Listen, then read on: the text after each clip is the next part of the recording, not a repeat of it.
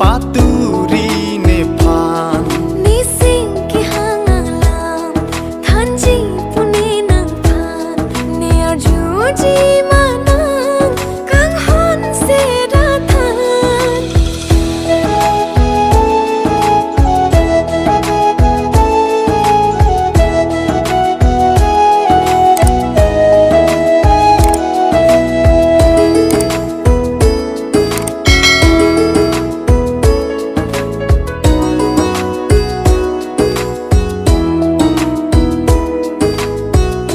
Churong adrialong nang pinli ka chitong along lapuan li ka ching hon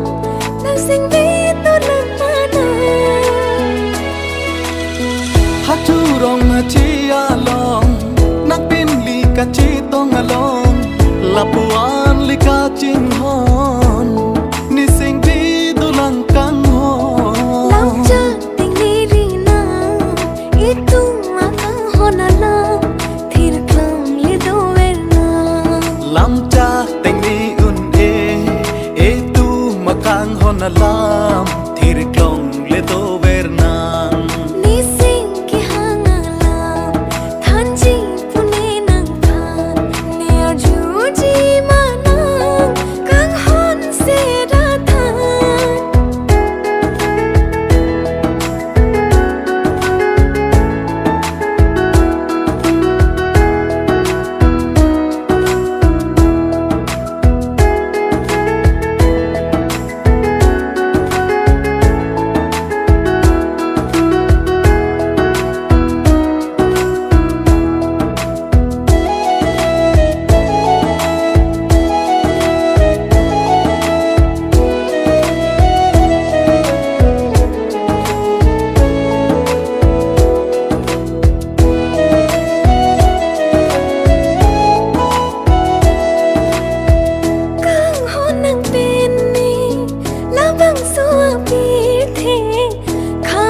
trong hi ta mi sinh vi chỉ cần nang ni puan li ka ching hon I tu makayang bom ra nam si pa chi tong iku pa ya ho pino itu makaya jon duk sung le nang chi to chi ka nang ni kang ho e tu makaya jon duk sung le nang chi to chi ka nang ni kang hon ni sing ki hangalam thanji pune nang phan near juji manang kang hon se ra than ni ta la nang phan